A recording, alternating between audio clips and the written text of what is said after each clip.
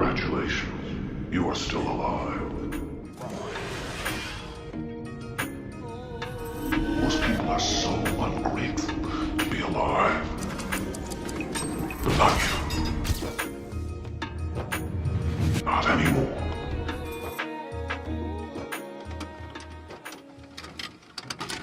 If you had $700,000 and less than 3 weeks to shoot a horror movie with your friends, how do you think it would go? Would the limited budget and schedule cripple your creativity, or would it inspire something inside you that would lead to one of the most acclaimed genre films of the 21st century? Well, why don't we just ask these guys? No, we had similar interests. James was talented, and I was interested in being talented. So I shared in his life. He let me come into his world, which was fantastic. James Wan and Lee Wanell have individually carved out their own impressive corners in the film industry, but while these days the filmmakers are working on giant studio projects and getting rich, they were once just a pair of film students who just wanted to make their first movie. A movie that would draw inspiration from the explosive success of the now iconic found footage film, The Blair Witch Project. A movie with a villain that has since become an icon, and even recently, a hero? I still have a lot of work that needs to be done. Folks, it's the Halloween season, and like many of you, I've been on a long bender of watching horror movies that are on my ever-growing list of seasonal rewatches. Among the titles that I just can't seem to skip is 2004's Saw. But before having sequels and spin-offs galore, Saw started as a small mystery thriller made by filmmakers with so much unique style and flair that resonated with audiences so much that the film is now hailed as a modern horror classic. To overcome something, you have to understand what a perfect engine it is. So, today we're gonna dive deep into the Book of Saw, revisit the first film, and determine exactly why this gritty, low-budget bathroom production is so important to horror fans almost 20 years later. I'm Kier with Joe Blow Horror, and you're watching Deconstructing. Most people are so ungrateful to be alive. Imagine this. You wake up in a bathtub full of water and quickly realize that you have no idea where you are or why you're there. There's another person in the room with you. Two, actually. One is alive and one is dead. The living one is chained to the wall, and you soon realize that you're chained to the wall too. And the game is simple. Get out. I want to play a game. That's the plot of Saw, a clean and simple story about two men desperate to escape their captivity at any cost. This movie stands out as being quite an attention grabber, despite the incredibly small scope of the tale being told. It's like how we all love 12 Angry Men because the specific and small story is carried by dynamic and interesting performances and dialogue. Now, I'm not saying that the performances in this movie are anywhere near the status or prestige of 12 Angry Men, but what this movie lacks in talent in front of the camera, it makes up for with the directorial style and editing of James Wan, mixed with the sharp twist ending provided by Wanell. It was a very fresh movie at the time. My name is very fucking confused. What's your name? So, as usual, today we're going to break down this movie by way of our 4 key categories. First, we'll discuss the movie's origin and how it went from idea to production. Following that up, we'll get into the film's legacy, where we talk a little bit about the massive waves that this movie has made over the years. Then we'll get into a bit of trivia, so make sure you're studied up on your Saw lore, and we'll end it all off by talking about the movie's X Factor, where I'm looking for the one small thing that takes this movie from being just another bloody good time at the movies to being an iconic horror film that's well worth its weight in guts. So, if you're ready, then keep your back to the wall, and don't forget to drop a like on the video, and let's hit play on Saw. Well, do you have any idea how you got here? No.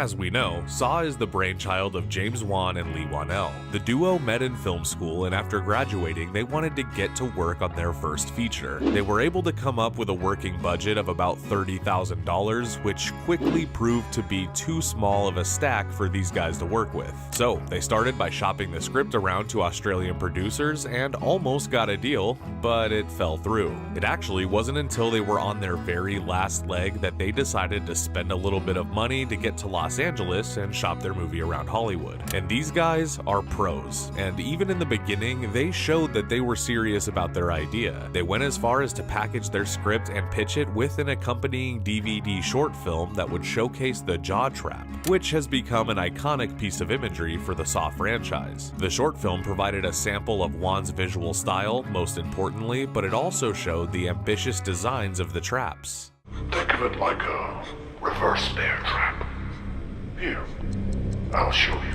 It was important for Wan and Wan-el to work together on the film if it were to end up getting funded. James Wan was set on directing the film and not interested in selling the script and then just walking away. He quoted, "Lee and I just loved the project so much, and we wanted a career in filmmaking, so we stuck to our guns and said, look guys, if you want the project, we're coming on board. Lee has to act in it, and I have to direct it." And just like they'd hoped, the actor-director duo ended up getting the money and the jobs that they needed to make their movie. In fact, when producer Greg Hoffman saw the short film, he and his partner started a sister company to their production house, Evolution Entertainment, and that became the iconic Twisted Pictures, which we've seen at the top of just about every installment.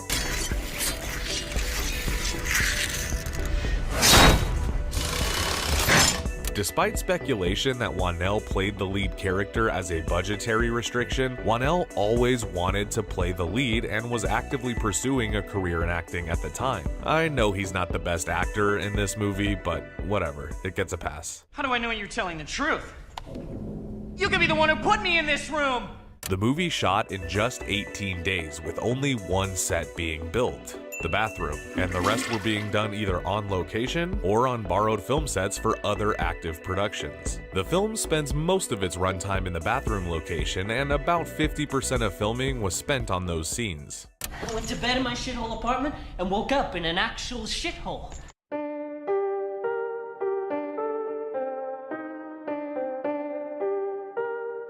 So, the movie was released in theaters around Halloween in 2004, and I will never forget the explosion of popularity that this movie caused. I remember all of my friends sneaking into theaters to watch this movie when we were in middle school, and I remember the Billy the Puppet merch, and I remember the insane theory that Jigsaw was just Kevin McAllister all grown up. I remember all of it.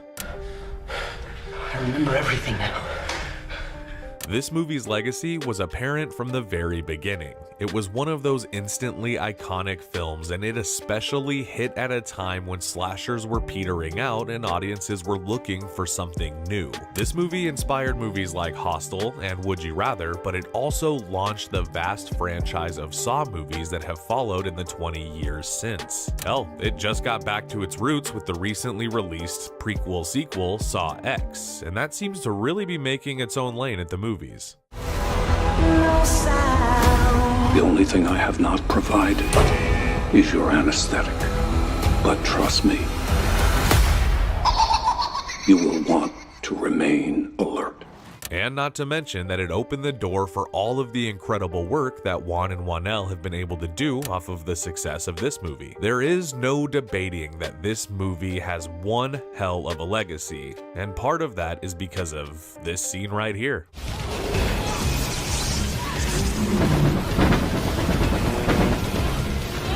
This kind of imagery was not only new to audiences, but it was downright terrifying. This movie had a sense of grit and truth and reality that makes it extremely hard to watch, yet impossible to look away from. The movie demands your attention with its kinetic and wild editing style, and textured grain of the film stock, and even the iconic voice of Jigsaw. Game over. Which reminds me, the final twist of this movie really shook me and my friends the first time we saw it. While now, it takes a lot more to surprise an audience, at the time, the reveal that Jigsaw was in the room the entire time just felt like a huge shock. And while I don't know if it's really that impressive of a twist, it was romanticized so much at the time that I think it did help cement this film's legacy. Like, it's definitely on someone's list of best horror movie twists.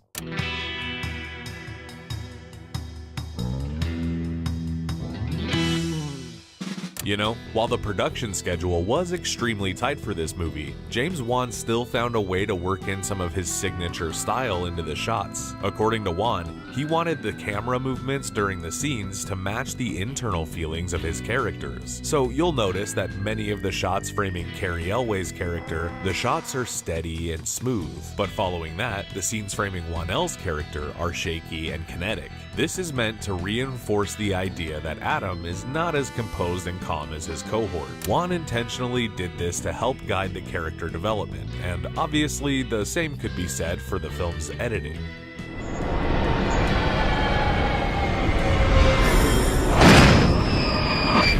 I think for a first-time duo, these two really showed a lot of confidence in their skills, and James Wan must have been feeling especially optimistic in the making of this movie, as he decided to forego a director's fee to instead get percentage points of the box office run. Honestly, that's bold, but if you ask Wan about the decision, he'll tell you that he doesn't regret it in the slightest. And why would he? Not only did the movie gross over $100 million, but that also means that his budget was able to be allocated to the production. So everybody wins. What else aren't you telling me? Well, let's see. And before we move on, let's see if you can answer this question. True or false? The iconic Billy puppet was originally a children's ventriloquism dummy donated by Lee Wanell that he had as a child, and it was altered with a new wig and some face paint. Comment your answers down below. Actually, the puppet was built from scratch by Wan and Wanell for the film. It wasn't a modified version of anything existing, like say Michael Myers' iconic Captain Kirk mask.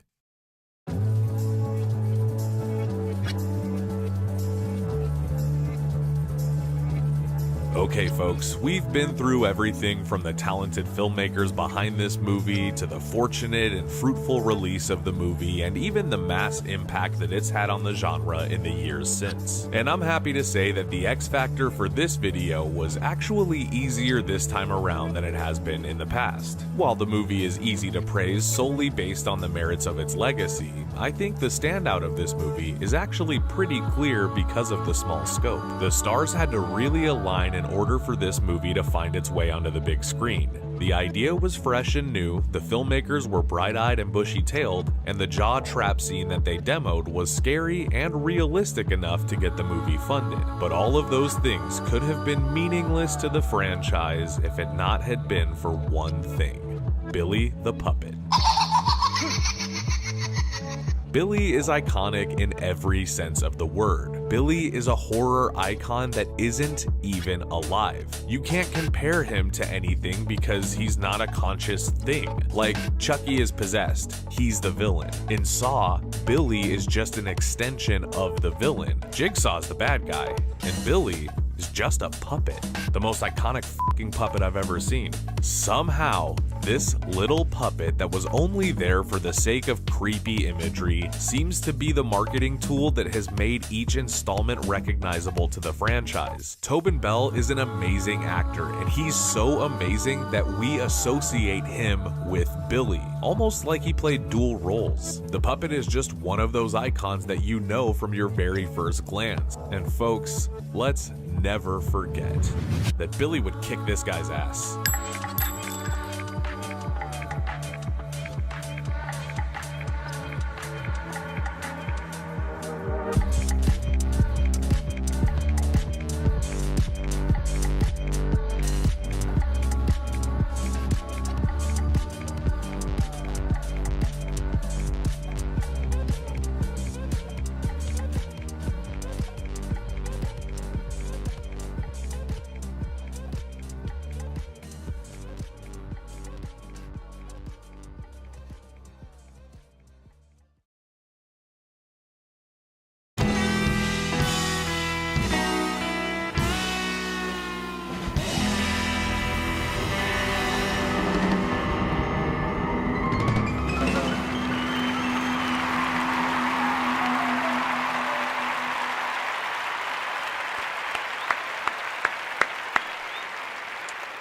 Hello, everybody, and happy Friday once again. What's going on, guys? We are back. We're back at it. This is another one of those times, you guys, where the week seemed to fly by. I feel like I was just looking into this lens yesterday and talking to you guys about movies. But I'm excited to be back. We got a lot of shit to talk about today, okay? By the way, big shout out to all of you guys in the comments from BPositive99, Azo100, Cartoon Man, David Rose. Thank you guys all so much for being here and for being active in the comment section so early. As you guys know, sometimes that's what gets me through this, okay? And for the rest of you, Hello there. hello there. Welcome to Friday Night Flicks. I'm your host, Kier Gomes, and as always, I'm going to be spending the next hour or so talking to you guys about whatever's going on out there in Hollyweird. So, kind of a booked solid kind of night. I'm excited to get into some of this stuff. Guys, we have some great news. We have some disappointing news. We have all kinds of goodies to get into. Jesse Clark is here, finally catching the first live. Hey, Jesse, thank you for being here. This one is for you, my friend. We got a first timer, Jesse Clark. Big shout out to you. Thank you for being here. All right, guys. Oh, Eric Lee, thank you so much for the sentiment here. Joe Blow is awesome. Thank you. We love you for saying that. We love hearing it. Never gets old. All right, guys. Just to give you kind of an idea of what's on the roster today. I know the thumbnail maybe gave away some of the more notable topics, but man, oh man, we have updates on the Saw franchise. We have updates on the Power Rangers franchise, or should I say the start of a new Power Rangers franchise. We've got some breaking news about Texas Chainsaw Massacre. We've got some new movie trailers to check out. And I've got a little bit of a review of what seems to be a trending TV show on Netflix that I happen to check out. So we're going to get into a bunch of stuff, plus so much more. And hopefully you guys will stay tuned in for all of it. Eric Lee says, the Looney Tunes stuff is now on Tubi. Interesting. You would think it would be stuck on Max forever. You know what I'm saying? All right, guys. So for those of you that don't know, the Saw franchise, there was some recent news that the franchise has been canceled. I know not everybody's a fan of the franchise at large, but I'm sure there's one or two movies that, you know, you guys have at least seen, even if you didn't love them. But we at Joe Blow, we do like Saw. And it was a sad day when we heard that the franchise was canceled. So we'll probably spend a little bit of time talking about that. And then there's just this tiny little article that I read today on Joe Blow that had me dying laughing. I was laughing my ass off so much that I couldn't help it. I have to talk about it with you guys today. And I think we're probably going to have to start with that. Just to give you guys something really juicy, chewy, and fucking random to chew on. Check this out. Have you guys ever seen the movie 47 Ronin? I don't know if you have, but if you've not, let me pull up this article. Look at this, okay? 47 Ronin director charged with fraud over unfinished Netflix series and could face 90 years in prison. 90 years, almost 100 years in prison. What did he do? Let's get into it, because this I was dying laughing when I read this. Yeah, Eric, it is, yep, Keanu from 47 Ronin. That is correct. Gory Tiger's here. Gory Tiger says, what's up? Hello. Thank you for being here. Gory Tiger. Cool name. Cool emojis. Love that. Amy Clark says, hi. Hello, Amy Clark. Thank you all for being here. Yeah, 90 years, Boots. Let's talk about this, okay? So, I've never even seen 47 Ronin. I had no idea who this guy was. I've heard of 47 Ronin, but I was unfamiliar with the director, and I just thought this article was so good. Check this out, okay? After allegedly spending millions of Netflix's money on himself, 47 Ronin director Carl Eric Rinch has been charged with fraud. Oh, let's talk about it. Okay. Here's what we know. This is him, by the way. And you can tell, you know, no offense, I might make fun of this guy a little bit. It might be a little bit of a roast because this dumb son of a bitch spent millions of dollars that was allocated as a budget for him to make a Netflix series. And he took the money that Netflix gave him to make the series and he spent it on Rolls-Royce cars, cryptocurrency, and paying the cost of divorcing his wife. Joe, this has to be federal. This is fraud on the federal level, my friend. You know, Joe Fierro. This dude's fucked. Okay, let's take a look. We got to read some of this, guys. I love this. Carl Eric Rinch made his feature directorial debut with 47 Ronin. The historical fantasy action film starring Keanu Reeves was eviscerated by critics and declared a box office bomb. Despite that failure, Netflix still agreed to fund Rinch's ambitious sci-fi series. Here's what's crazy.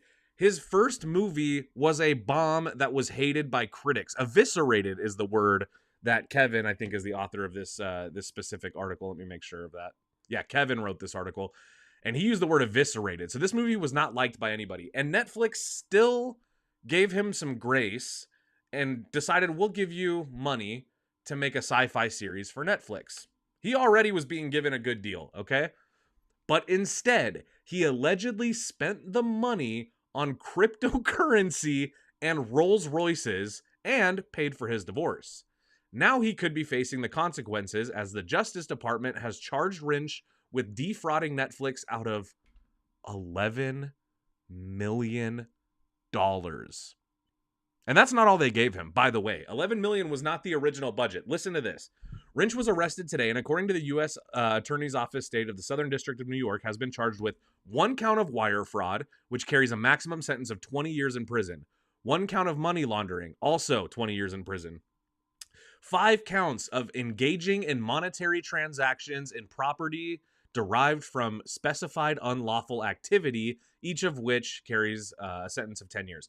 He's got 5 of those. So 50 years for spending money basically that was allocated for something else, and then 40 years for money laundering and fraud. Okay, it gets better. I know this is crazy, you guys. It gets better. Listen to this. In a statement, Matthew Podolsky, hope I'm saying that right, United States Attorney of the Southern District of New York, said, quote, Rinch orchestrated a scheme to steal millions by soliciting a large investment from a video streaming service, claiming that money would be used to finance a television show that he was creating.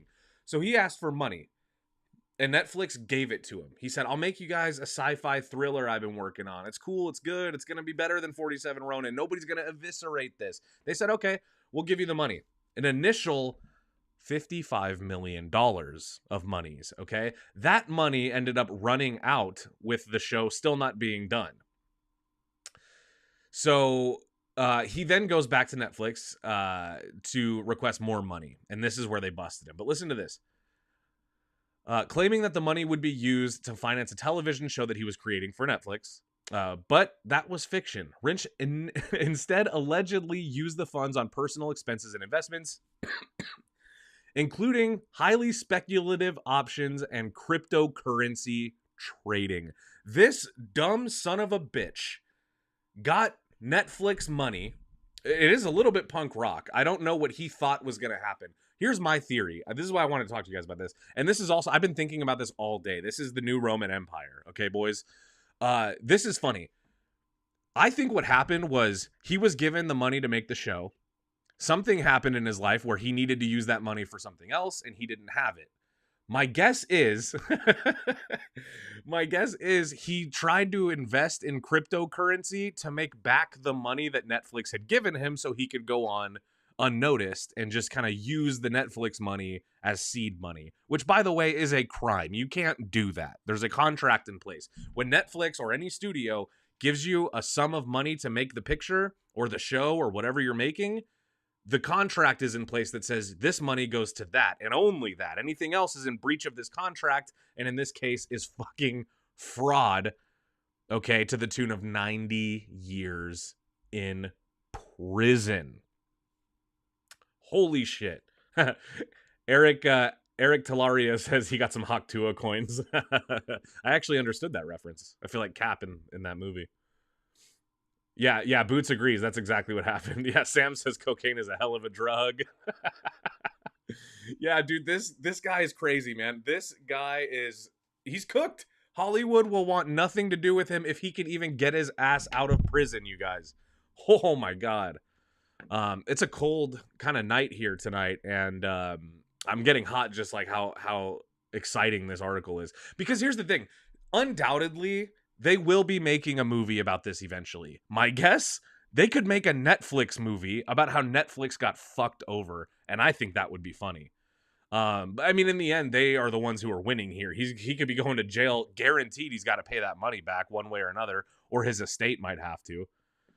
But man, can you guys believe that? I genuinely read that article and could not stop laughing thinking about it. Just thinking about the idea, like the balls. What happened was he got an initial 55 mil. That's so much money, especially at Netflix, you know? He got $55 million. He did not produce a show. The show never, there was nothing. There was no dailies, no deliverables. Nobody ever saw what he was working on. Then he goes back to Netflix and says, hey, the 55 million was cool and all, but the budget's, it's ballooned a little. It swelled up to, you know, maybe about 66 million. Could I get another 11 million bucks? Netflix said, before we do that, what do you need it for? And he said, oh, the show, it's going to be worth it. We're just working on this thing with the show. You know, and these great things that I'm working on that cost a little bit of extra money. So Netflix audits his account or something, but they notice that there is a unauthorized personal transfer of the funds into his personal bank account. Dude, what the fuck are you thinking, son? You can't leave a digital paper trail when there's lawyers and contracts involved. And if you do, you deserve to get caught, dude. That was so dumb. And funny, man. So I hope Netflix makes a movie about it. I truly do. Yeah. Eviscerated. I know. I know, Luigi. That's a good, it's a good word. Yeah, man. I had to tell you guys about that because that wrecked me. My funny bone was rattling, okay, when I saw that article. I thought it was so funny, man. Speaking of articles, though, let's talk about what we're all here to talk about. You know, let's kick off with some of the sad news first, so we can get back to the laughs and back to the giggles and the sillies and all that stuff. Okay, folks, it is with a heavy heart. If you didn't already know this, that I report to you that the Saw franchise, which just recently got the shot in the fucking arm that it needed, has been canceled. Not just Saw 11, not just the movie. The franchise, as we know it, is done forever. Now, Boots mentioned earlier in the chat that we might get another movie. He thinks that, you know, eventually we'll get another Saw. I agree. I think it's only a matter of time before the rights are acquired by Blumhouse or, you know, even A24 now that they're getting into blockbuster type stuff. So it's truly only a matter of time before it comes back around. But the Saw timeline and storyline as we know it is over. And not to get extra dark, but just to kind of remind you all, Tobin Bell is not getting any younger. So I don't think that the days of Tobin Bell Saw movies, I think those days are over. I think they're gone. And that makes me sad, but that is what I think. Juan M is here, says, hi, hello, good to see ya. Much love, and thank you so much for being here. As always, it means a lot. Love that. Yeah. So Saw is over. Here's what I think happened. Like, you know, it's kind of one of those things where there was a little bit of animosity that's kind of been like bubbling when the new movie Saw 11 kept getting delayed and updates were coming saying that they couldn't figure out the two owners of the property couldn't figure out how to come together and make it work. And what ended up going down is, I guess, because each of them have creative rights to the franchise and they couldn't come to an agreement, it split up not just their partnership but their friendship, their personal relationship to each other got in the way, and now we are the ones paying for it because those guys are rich and just one friend short, and yet here we are never getting another Saw movie, at least not another Tobin Bell one. Man, it is over. Sam Parker says, coming soon, Freddy versus Ghostface versus Jigsaw.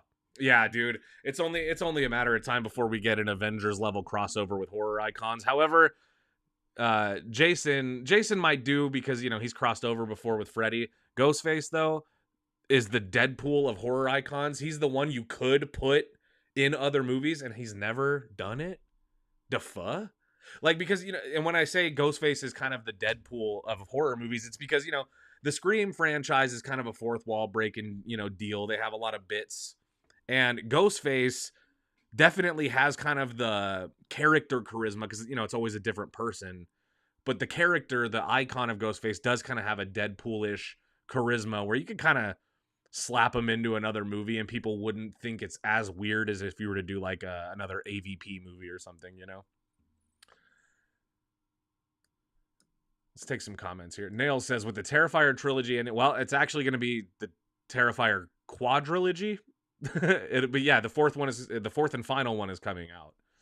Damien Leone would be the perfect one to take over and reboot Saw. Yes and no. I agree, Nails, but I also disagree. I'm kind of the mind that, like, Damien Leone, if he's looking for something to do after Terrifier, I say give him a Friday the 13th reboot. Because one, it's desperately overdue. We all want some new Jason Voorhees. And I think Damien Leone has these sensibilities that, I mean, I'm not saying he should copy and paste the slasher style that he used for Terrifier, which, by the way, I'm a big fan of those movies. So I'm a big fan of Damien Leone. None of this is meant as a negative, but I think his sensibility is more in, it's not just gore. It's also making an icon, right? Like the behavior of Art the Clown, the way that David Howard Thornton brings it, like that kind of stuff. I think Damien Leone needs to be working with a character that he can really get creative with. And that, to me, I'd say let him do Friday the 13th for sure. One of my favorite things to do, I'm realizing right now, one of my favorite things to do is pick directors to reboot IPs that I like. Like, I think about this all the time with, like, Mike Flanagan, because he's kind of a whistleblower. He's kind of the guy that's like, I will do the reboot of Friday the 13th, or of Nightmare on Elm Street, which I still think he should do. Thoughts on the song Dream Warriors, as in, like, the movie Dream Warriors? I don't know. I mean, the song from the movie. I like the movie. Dream Warriors is my favorite Nightmare movie. So, But yeah, I mean, I don't know. I'm not saying that Damien Leone couldn't direct a Saw reboot. He definitely could. If it were me, I would put somebody like, like up and coming, like maybe not like Ty West, but somebody that has like a really small and good catalog right now that's proven that they could maybe like stretch into, that and plus a Saw reboot, kind of like how Mike Flanagan, he did Oculus and Ouija Origin of Evil and these like Hush and these like kind of kick-ass movies that were, maybe somewhat franchisable, but never did. Maybe Origin was franchise adjacent, but then he comes out with Dr. Sleep, a direct sequel to The Shining, just added a little bit of like gold-plated prestige to his catalog, and that movie is so good. So, we need a director that's kind of like on the come up, UFO Brother says, hi, hello. And then he says, do you like my new picture? I sure do. I don't remember what your old picture was, but your new one is cool. It looks like some kind of anime thing. I like it. I like it a lot. Very cool. Yeah, I loved Hush. Hip Hop Legend. Hush was an underrated joint. My wife and I just kind of watched that one on a whim one day. And man, Mike Flanagan does not disappoint. He makes movies and shows that I like. Like he kind of, like I always say, like directors don't make movies specifically for us. They make them and, hopefully people like them. I feel like Mike Flanagan makes stuff specifically for me because I like it. I've never seen anything from him that I didn't enjoy. I would say the thing I enjoyed from Mike Flanagan the least, I don't know. I maybe followed The House of Usher just because that one was a little bit slower than I would have wanted for an Edgar Allan Poe adaptation. It definitely was eerie, but Edgar Allan Poe has a suspense to him that even in slow moments, your heart's pounding. And I followed The House of Usher. There was a few times that, if I had eaten a big enough piece of an edible, I'd have fallen asleep for sure. Ooh, Axton Commander says, we need a Malignant Part 2. Fun fact, if you haven't seen it, I did a full video on Malignant, breaking it down and explaining what I think it's about. And it's a really fun movie. Yeah, I agree. I think Malignant is dumb as shit, super well directed, super well made, and entertaining. And I'll die on that hill. I like Malignant. I'm a Malignant fan. Yeah, dude, Dr. Sleep. Yeah, the director's cut is the way to go on Dr. Sleep. Very much so. Yeah, I heard Flanagan was doing a Clayface movie as well. I don't know how true that is anymore. It's like every day I hear he's doing it, and then someone else is doing it, and then it's a different movie, and now it's a TV series, and it's like, let's get some announcements. I think DC is kind of right now, they're kind of holding on to a bunch of ideas because I think they don't know how well Superman's gonna do, and they don't want to like, announce a bunch of shit. Oh no, look who it is. That YouTuber with Kiki has a profile picture. 06. It's been 10 years since Wes Craven's death back in 2015, and A Nightmare on Elm Street has been added to the National Film Registry in 2021. This is why the film is so relevant 40 years later. Yeah, dude. Nightmare on Elm Street is a classic. It's one that, for fans of horror movies like myself, it's one that you just kind of consider one of your Rushmore franchises. There's movies I don't like in the Nightmare series. There's movies I don't like, but there are plenty that I do like. You hope I see the new Minecraft movie. I'll probably check it out. I don't know anything about Minecraft. In fact, I was confusing Minecraft and Roblox for like the last 5 years. I did not know. Every time I heard one, I thought it was the other one. I didn't know that they were two separate entities. I just would be like, oh, Roblox, it's Minecraft, and Minecraft, it's Roblox. It's all the same. But I do kind of want to check out the movie. Like, I think it looks silly, but I love Jack Black, and the movie's directed by Jared Hess, who made Nacho Libre and Napoleon Dynamite. Those are two movies I care about a lot. So, I'm kind of excited. Cartoon Man, name them. I'm assuming you mean name the Freddy movies I don't like. Look, I don't want to get too far into it because this got me in a lot of trouble with you guys. I did a video on Freddy's Dead, The Final Nightmare. And in my video, I roasted the film and called it bad. I complimented it too. There's a few scenes in that movie that are truly awesome. But a lot of it I just don't like, and many people were very upset with me. So one thing I've learned is when I'm on the internet, as much as I love my hot takes and going on tangents, when it comes to beloved franchises, I don't want people getting it twisted, okay? I don't want people calling me some kind of Freddy hater just because I don't like a movie that everybody enjoys, okay? The Goo Goo Dolls, what are we talking about in the chat here, the Goo Goo Dolls? And I don't want the... I don't have any Goo Goo Dolls, but you know what I have for you guys? You guys probably expected this if you've been coming to the shows lately. Wake me up inside. Wake up. I just have that little soundbite from Elektra, that Evanescence song that they use when Elektra's doing all those daggers and shit, and I just like to play it sometimes. UFO Brother. I have a PS5. I play Fortnite. Oh, well, cool. Good for you, man. I also have a PS5, but I have never played Fortnite. That's another game that I always confuse. I confused Overwatch and Fortnite all the fucking time. You guys probably think I'm an idiot for that, but man, oh man. Cartoon Man, did you call me baby girl? Because even though I'm not a girl, it's kind of sweet that you gave me a nickname. All right, now let's move on to the next topic. RIP to the Saw franchise. Will it come back? Yes, probably. Will it come back with Tobin Bell the way we know it in the timeline we, respectively have been following?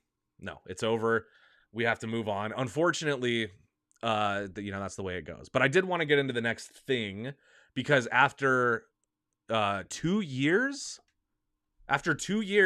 finally, the reboot of Toxic Avenger has been given distribution. It will be coming to theaters.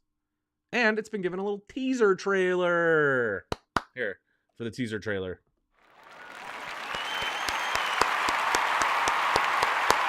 Yes. I'm excited. And I want to play the trailer for you guys. But I'm going to play it without audio. And I had to go in and blur some stuff on account of... this teaser trailer, as weird and, kind of trauma-esque as it is, obviously there's some stuff I could not show you on the internet. So here we go. Let's watch it. No volume, though.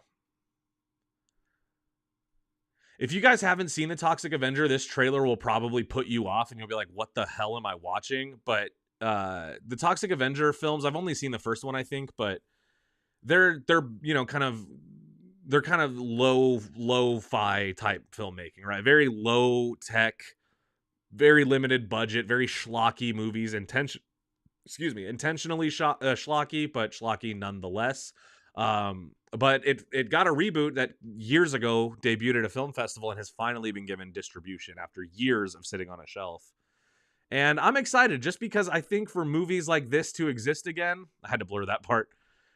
I think for movies like this to be coming out in theaters again, I like that. I like that because this is maybe the shakeup that theaters need right now, you know? You guys will let me know what you thought of that little teaser, okay? Starring the Big Cock. That's what they called it. Yeah, so let me know what you guys thought of that. If you haven't seen Toxic Avenger, that trailer did nothing for you. If you have seen it, it at least gave you a feel of the tone of this movie, which if you're a fan of Toxic Avenger, this will probably make you happy, you know? I'm not super knowledgeable about trauma films, but this is one that I am a little bit familiar with. It's one that I am kind of excited for.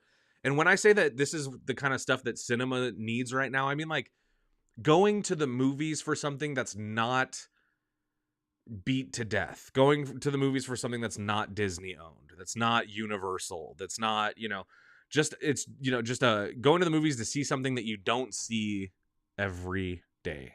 And hopefully this movie will make some money, at the box office, and then that'll inspire studios to take more risks and more bold swings, because Lord knows I'm getting sick of what we're seeing right now. Cartoon Man, thoughts on Coyote versus Acme? Yeah, I'm excited that it's coming back, man. I knew it would. I knew it would as soon as the day the Earth blew up, came out. I was like, it's only a matter of time. They had a finished movie, right? I think they already made Coyote versus Acme. Like they filmed it. It was in the can, and then like Batgirl, Warner Brothers decided to scrap it. I think now we're seeing what we knew would happen. They're regretting that decision, which also, God, gives me hope for Batgirl. The only thing is I know Batgirl's not going to be released because now we're in a new DC world, and if it doesn't fit in, then we're not going to see it. Which, God, man, I'm getting so tired of these interconnected universes. They make every individual fucking movie so bureaucratic, There's you got to like all these other shit so you can watch this one movie and know what's going on, Rihanna song. I don't have any Rihanna, but I'll tell you what I do have, dude. I'll give you something good here. This is my favorite theme of any movie. And I'll give a shout out to whoever can tell me what movie this is from.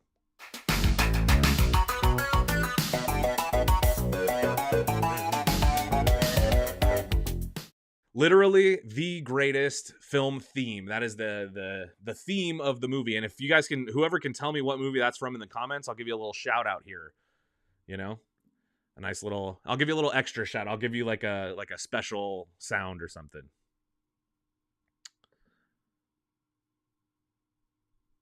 Sam Parker from Toxic Avenger says, I got Parents 1989 vibes, too deep of a cut. I don't know if I've seen it. 89 was an okay year for movies, though. I've seen many movies of that year. Yeah, I wanted to see Brendan Fraser in Batgirl as well. That's what I was most excited for. He played Firefly, I think, right? What was his name? Short Circuit. Yeah, kind of. Yeah, same. UFO Brother, I'm sorry I didn't watch you stream. That's okay. Hip Hop Legend. Yes, dude. Yes, Hip Hop Legend. That is correct. This song here.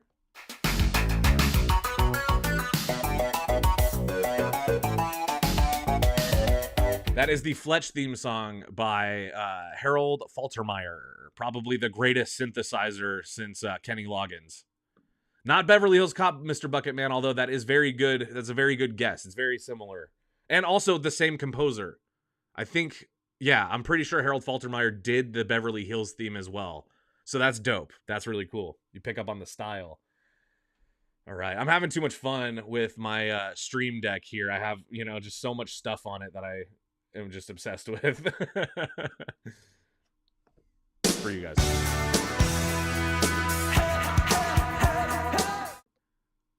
Okay. Sorry. I'll give it a rest. Let's get back to some stuff. Okay. Let's look at some more news. How about it? Yeah, so I saw you guys talking about this in the chat earlier. John Carpenter's Hollywood Walk of Fame ceremony is scheduled for April. I want to say congrats to John Carpenter, obviously. But I agree with a point made by B Positive 99 earlier that it's kind of, I think that's who it was. It's kind of, you can pay to have yourself put on the Walk of Fame. You know, I mean, you have to have credentials and stuff. Like there's a process. It can't just be like, I couldn't do it. But the thing about Carpenter is, as a filmmaker, John Carpenter is like a wholesome beacon of hope for all movie fans because he's so punk rock. He kind of does everything, right? He scores the movie, he directs the movie, you know.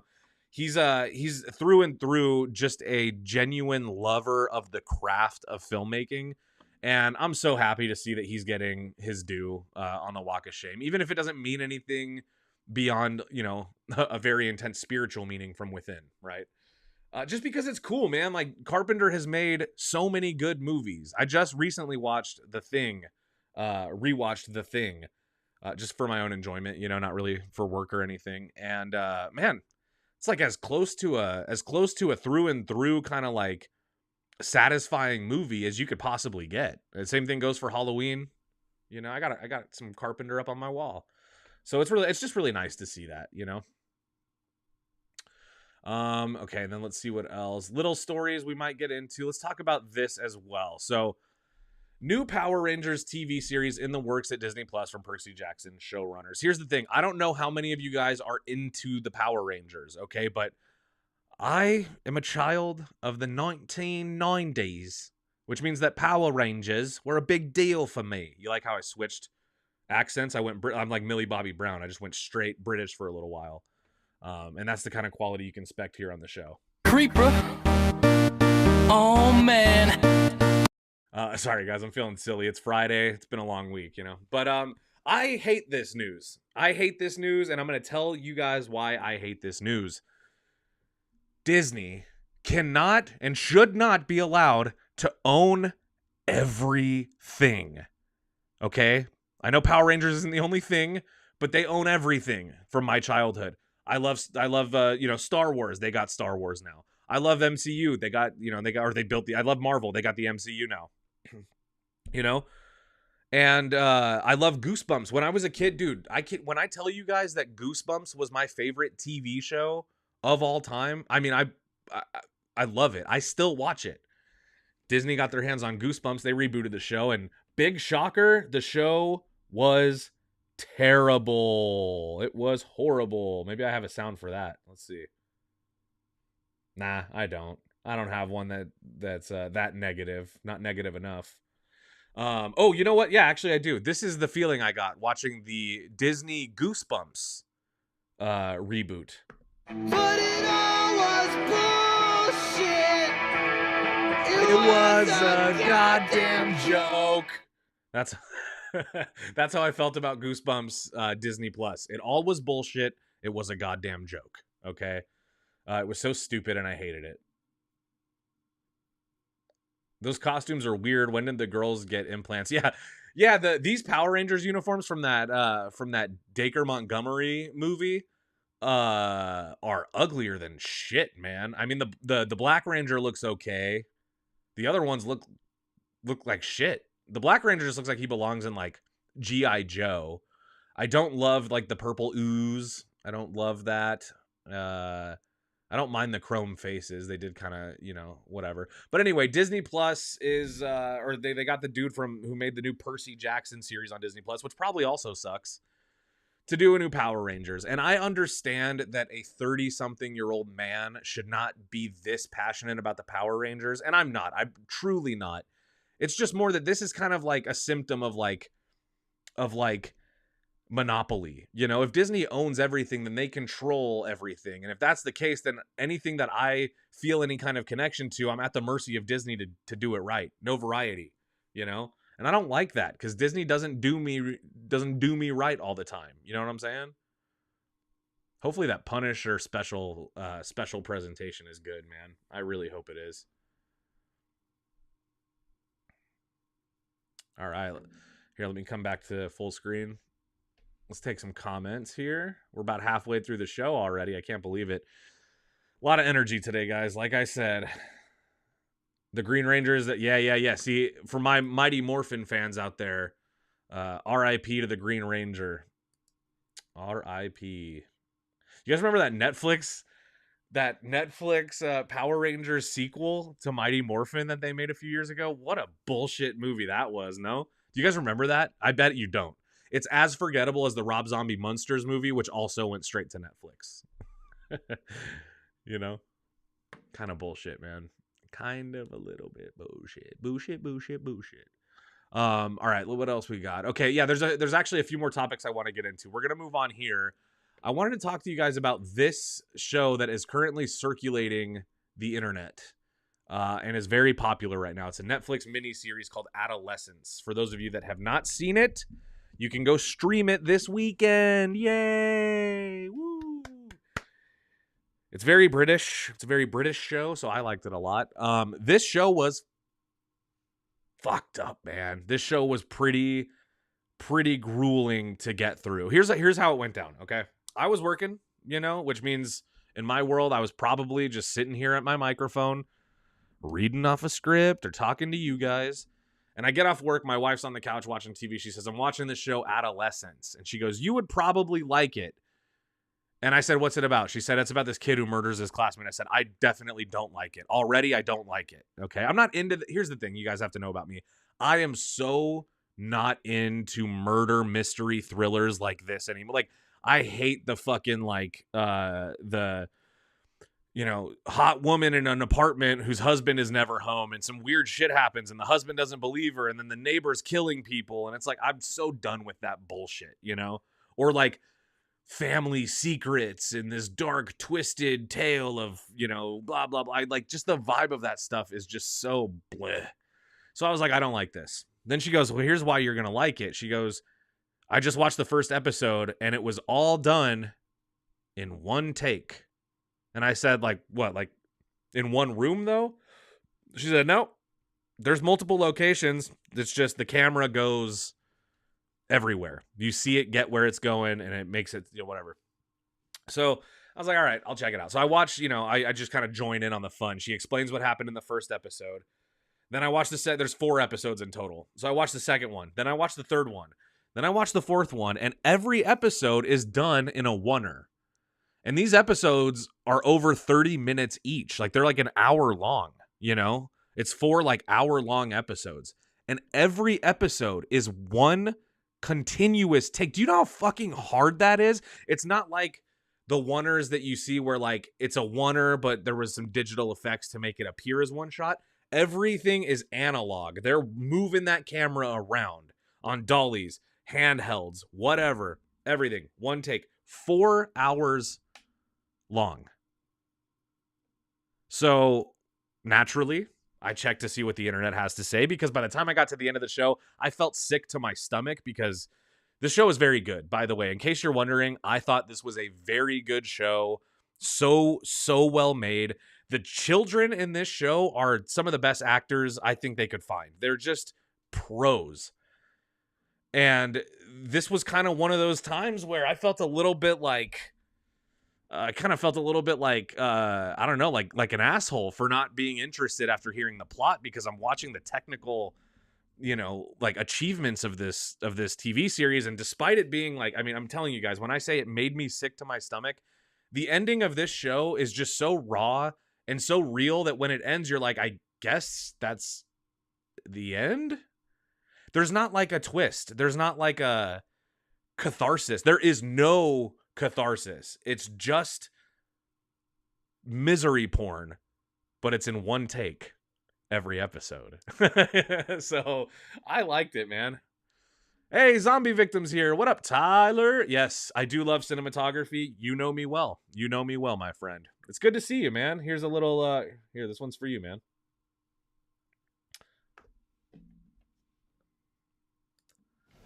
Yes, it's true. This man has no dick.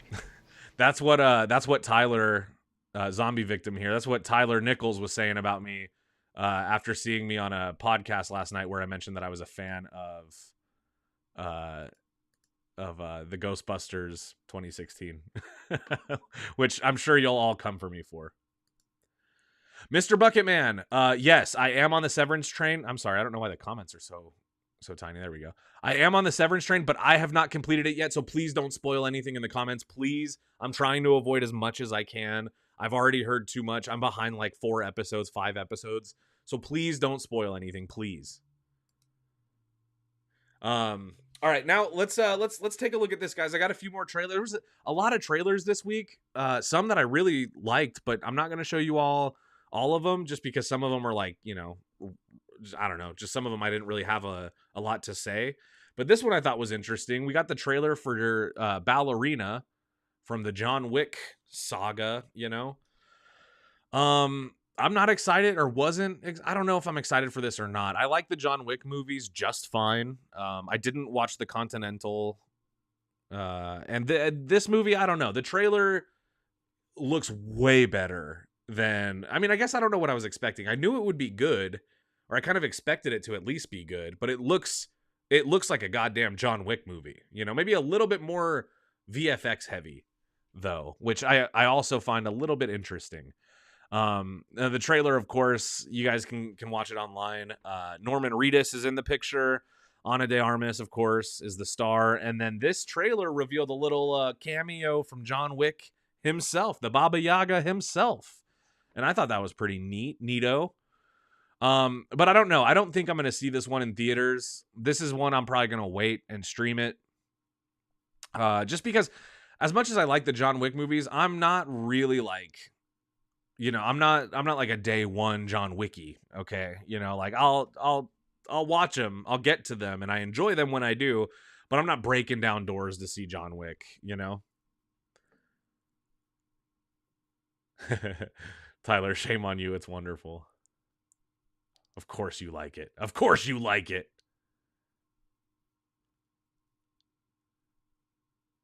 Dewan, what is this about? Daredevil? Not this one. We do have a stream about Daredevil, though. If you're interested, go back and watch that one. Axton Commander, we've seen her in this role with James Bond. That's okay though. I'm not mad at that. You know, like we've seen Sean William Scott play Stifler in every movie he's ever been in. You know, I ain't mad at that. She could play the badass secret agent, you know, whatever. If the movie's good, I don't give a shit if it's the same type of character. Definitely doesn't bother me. This trailer is longer than shit, though. What is going on here? Over 2 minutes, dude. I feel like this trailer never ends. There's our boy, the Baba Yaga. So anyway, what are your guys' thoughts? Is the ballerina Halle Berry's daughter? Yes. Yes, Dewan. It is. I want to know your guys' thoughts on that one. And then I saw another one that I thought was interesting. Another trailer for a movie that came out today called... the trailer came out today. An A24 movie called Warfare with Joseph Quinn. It's a war movie. It's about the Iraqi war. So shout out anyone that was in the Iraqi war that was like, you know, hopefully we'll get an A24 movie about it because we're getting it. And it's one of those, I saw the trailer, we're going to watch it together. And this one we will watch with sound, but it's one of those trailers that I found interesting because I think kind of similar to The Zone of Interest, this is going to be one of those movies where the sound does most of the heavy lifting. And I want to know if you guys are into that. Oh, but before I do... Yeah, Carlos says, we just saw the entire movie in that trailer. Dude, you are right. We did. It's such a long trailer. That YouTuber with Kiki as a profile picture 06 says, Pee-wee's Big Adventure is not in the National Film Registry. Is criminal. I agree. Pee-wee's Big Adventure is one of my favorite films. And to think that it's one of the greatest Tim Burton movies and also one of his earliest, it's a little bit sad, right? You kind of want them to keep getting better, but set the bar a little too high with Pee-wee. So let's check out this trailer for Warfare. I think this, like I said, we're going to do this one with sound. If I can get it. Because this one, I think, like Zone of Interest, the sound is going to be important. Let me know if you guys can hear it. Very quiet, you know?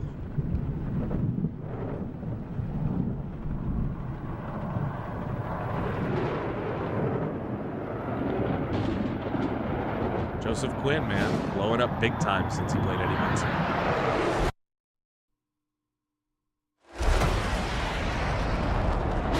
Not usually a war movie guy. But this looks definitely intense.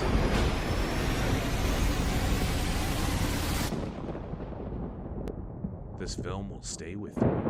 Warfare. I just love the cracking of explosions, you know. I think it's going to be definitely one of those movies where you kind of, the thing you talk about when you see it is, oh my God, the sound design of the movie. And I like that. Like, I kind of think it's fun. Is it a little bit like a gimmick? No. It's kind of like the one take of Adolescence, right? It's kind of like that where you sort of, yeah, it does look like an Alex Garland. It looks kind of like, it looks kind of like Civil War is why you're saying that, right, Sam? Yeah. But yeah, this is gonna be, it's like Adolescence, right? Where the one take thing. But this, I think, is gonna be one of those things where it's like we're giving you a different perspective on the war, and maybe it'll be from the perspective of the sound, you know, of what war sounds like, what being in Iraq in 2006 as an American soldier sounded like. And I think that's interesting. You know, I have a lot of veterans in my family, and I think that's just it's kind of a cool way to tell a story about something big in you know, in our country's history. So yeah, or it kind of looks like Black Hawk Down. I mean, I think any war movie, any modern, you know, war movie kind of bears a resemblance to Black Hawk Down, you know, in one way or another. So Dungeon Crawler Jesse says, I was just thinking, I don't do war movies, but that looks good. Saving Private Ryan level good. Yeah. Saving Private Ryan, that's obviously a war movie, but that is also, that's an exception for me. I'm not usually, here's my thing with war movies is I don't like war at all. I don't know if that's a hot take. I really hope that that is not a hot take, but I'm not a fan of like war in general. And not to say that like, so, you know, so I pretend it didn't happen or whatever. But it's just, if I'm watching a movie, there's other things that attract me to a movie way more than that. It's the same thing about like religious films, you know? Not that I got any beef with religious people, but I'm not religious, and like those kinds of movies don't usually like, you know, they don't like that God's Not Dead movie or like, you know, whatever. Like I just, like they're just, it's not something where I'm like, I'm going to go get my ticket so I can see that shit, you know? But I also know people that war movies are their favorite genre, and there's nothing wrong with that either. So, but I think this one looks good, man. I'm excited for Warfare. I think it looks cool. Yeah. All right, let's get into just a few more things here. Oh, sorry. Sorry, we'll get that that Ghostbusters clip off the screen. Oh, look, now I'm backwards. Hello. Okay, let's do a screen share. Yeah, so Adolescence is good. If you guys are interested, check that one out. It's on Netflix. It's a small investment of your time. You can get through it in, you know, an afternoon and evening type deal. But the technicals of that are just very good. Benjamin Dover says, "How do I feel about explosions? I don't like explosions. I don't like the sound of explosions either." Oh, did you guys see the new Happy Gilmore teaser? Let's talk about that real quick. What the hell, man? Oh, here, sorry. Whoop. What the hell was this? Did you guys see this? This trailer kind of sucked. Do you guys think it did? I hope that I'm not alone when I say I saw this new Happy Gilmore teaser and I was like, what the fuck is this? Glindle would I be shocked if Toxic Avenger ends up being number? Of course, yes. I would love that. That would be really cool. I mean, I hope the movie's good. I don't know if it's good, but I hope it is. And I hope, yeah, that would be amazing, but definitely shocking. Definitely shocking. Oh, I agree, Kiki. I love Harriet the Spy. Love Harriet the Spy. R.I.P. to Michelle Trachtenberg, man. My favorite scene in Harriet the Spy is probably the scene where they go to that like junkyard to visit her au pair's friend, and they're just like playing around with all the junk. I love that scene as a kid. Yeah, dude, this Happy Gilmore trailer, like having Shooter McGavin be a straight up like, I mean, he's like screaming into the sky at the thunder. You know what I'm afraid of? I'm afraid that this is going to be a movie that overdoes like the play up. It's going to be a caricature of Happy Gilmore. That's what I'm afraid of. Actually, now I know exactly how to phrase what I'm feeling. Let me go back to full screen here. my fear with the movie is that it's going to be like a Member Berries Happy Gilmore, right? It's going to be like, oh, remember Shooter McGavin? Well, now he's even more Shooter McGavin-y. And he's going to go, I eat pieces of shit like you for breakfast, but now he's going to do it even bigger. You know, like, no, that's not what made the movie good, and what made the lines of Happy Gilmore so quotable was that they were authentically funny. They weren't riffing on something that people already knew, loved, and thought was funny. And I just have a feeling that what we're going to be looking at with this new Happy Gilmore movie is more of just a let's celebrate how funny the first one was by retreading many of those jokes. And I'm scared. I would consider Happy Gilmore one of the greatest Happy Madison productions, probably top 3 Adam Sandler movies, I would say. Wedding Singer's number 1, Happy Gilmore, Billy Madison, you know? And of course, Waterboy, Little Nicky. Oh, Jesus, man, you know? But Adam Sandler, much like... who was I talking? Oh yeah, much like Tim Burton, the older Adam Sandler gets, the less quality his output is. Yes, Joe Fier, exactly. This is exactly what I'm talking about. Yes, it's Dumb and Dumber 2 vibes, and I love Dumb and Dumber. I fucking hated Dumb and Dumber 2. In fact, I thought the Dumb and Dumber prequel, that shitty direct-to-video movie, I thought that was better than Dumb and Dumber 2. Sue me if or fight me if you think I'm wrong. Oh yeah, Airheads, that's a great Adam Sandler movie. But you know what? Adam Sandler is my least favorite of the 3 in that movie, of the Lone Rangers. My favorite one is Brendan Fraser, then Steve Buscemi, then Adam Sandler. If you guys haven't seen Airheads, it's about a metal band called the Lone Rangers, which is ironic because it's a trio.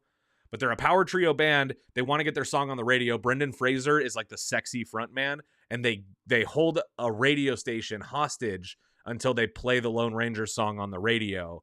And man, it's a very fun movie. Very, very fun. Very fun. Yeah, I agree. Happy Gilmore 2 looks like it sucks. Tyler, you're right about that, man. Bad Santa 2, Badder Santa. I didn't like it. I love the first one. The second one, whatever. Yeah, dude, Airheads was the shit. It's cool that you guys like that movie. I don't get around to talking about that movie nearly as much.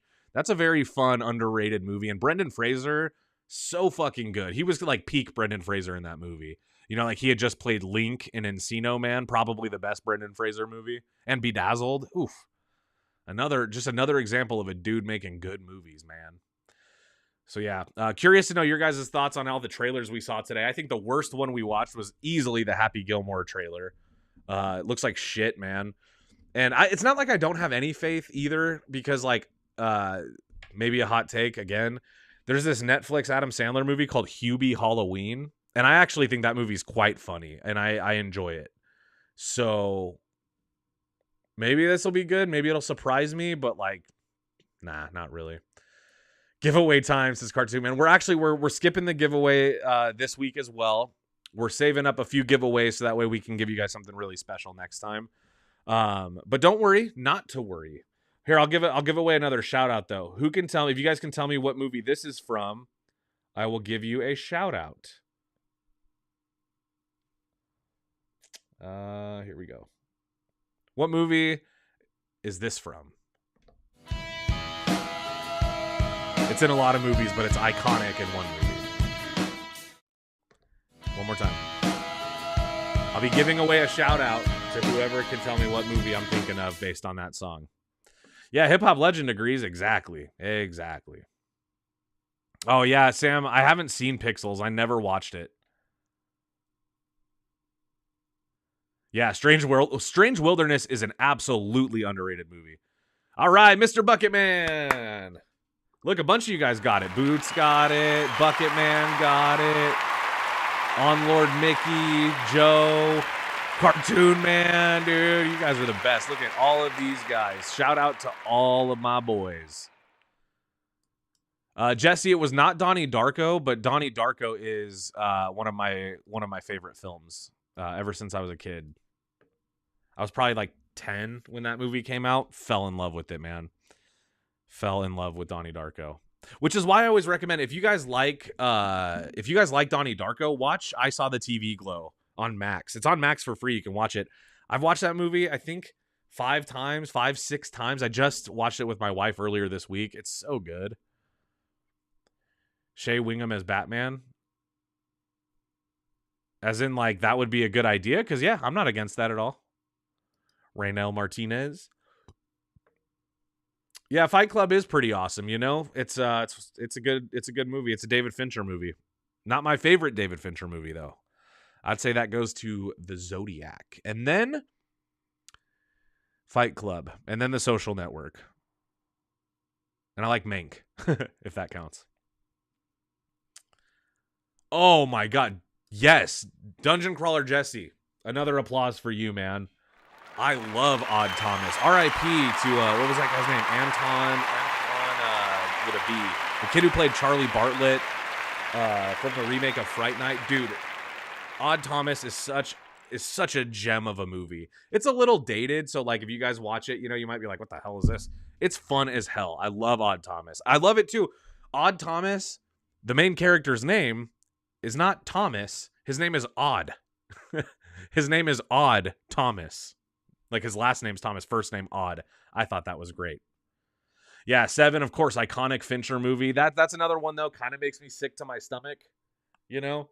Not because of Kevin Spacey or anything, although, but that's just one where, like, God, that movie is just absolutely fucking sickening, but in a good way, I guess, you know? Spacey. Oh, speaking of Spacey, yikes.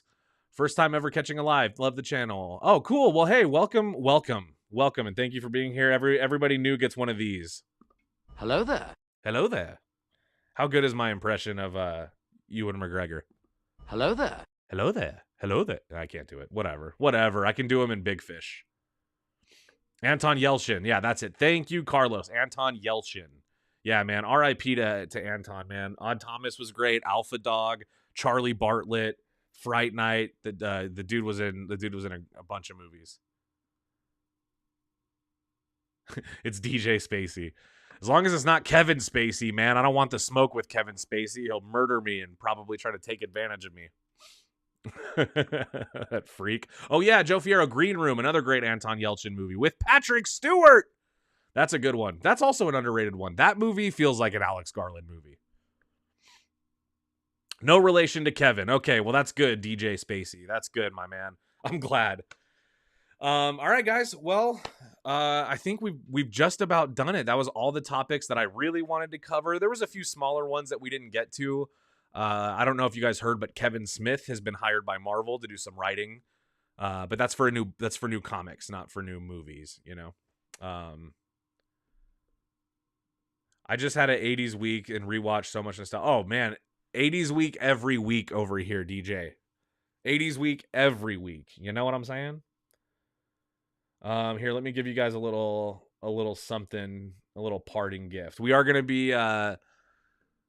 back next Friday. I think next Friday would be fun to. I want to save some of my bigger ideas, surprise you guys. But next Friday would be fun to take more comments from you guys about specific topics, because I do enjoy getting into it with you guys. It kind of helps carry the energy of the stream, so I want to make definitely some time for that. Yeah, Spacey, you're in good hands. Hey, Spacey, come back next Friday, man. Come back at 8 p.m. Eastern sharp so you can get in from the beginning and you can hang out with all of us. You know, we like to have fun over here. Sometimes it's a smaller stream. Sometimes it's a bigger stream. But nothing new on Exorcist besides the franchise is once again dead, because that last one that Blumhouse made sucked so bad. John Hughes is peak 80s cinema. Ferris Bueller, the GOAT. Oh, yeah. John Hughes, Ivan Reitman, you know, James Cameron, iconic 80s directors, you know. Even Carpenter had some good stuff in the 80s. Oh, thanks, Eric. Be sure to like and subscribe to Joe Blow. Yes, please do. We're trying to reach 1 million subscribers this year, you guys, and it would be so fucking rad if we could do that. If you guys have any interest in helping us reach 1 million subscribers, please do me a favor. Like this video, of course, you know, share it, blah, blah, blah. But yeah, share it. Share it with your friends who like movie content. I'm always out here. I'm trying to find my friends. I'm trying to find my tribe. I'm trying to find whoever thinks that what I'm doing here is cool. And those are the people that I want to come to the party. So, you know, if that's you, thank you so much for being here. As you guys know, my returning viewers, I love you all. You guys are all my children and my fathers. Spacey, yeah, Flanagan would do a good Exorcist, and we were actually just talking about Flanagan doing franchise movies. Dewan, I want Quentin Tarantino to direct an X-Men. Get out of here. No, Dewan, no. Creeper. Oh, man. Oh, man. No Tarantino X-Men. That is bullshit. It would be bad. It would not be good, okay? I like Quentin Tarantino. He does not belong doing X-Men movies. X-Men are my favorite, if you guys couldn't tell. I've got here from the late Ed Piskor, the X-Men Second Genesis X-Men Grand Design. If you guys haven't read these, they're very cool. X-Men are my favorite of all time. I've got my little toys and stuff. And I like Quentin Tarantino, but he better stay the hell away from my X-Men. All right, guys. All right, well, I love you all. Please like the video, subscribe if you haven't, all that stuff. Share with your friends. But most importantly, come back next Friday, please. And let's play you guys out. Here we go. And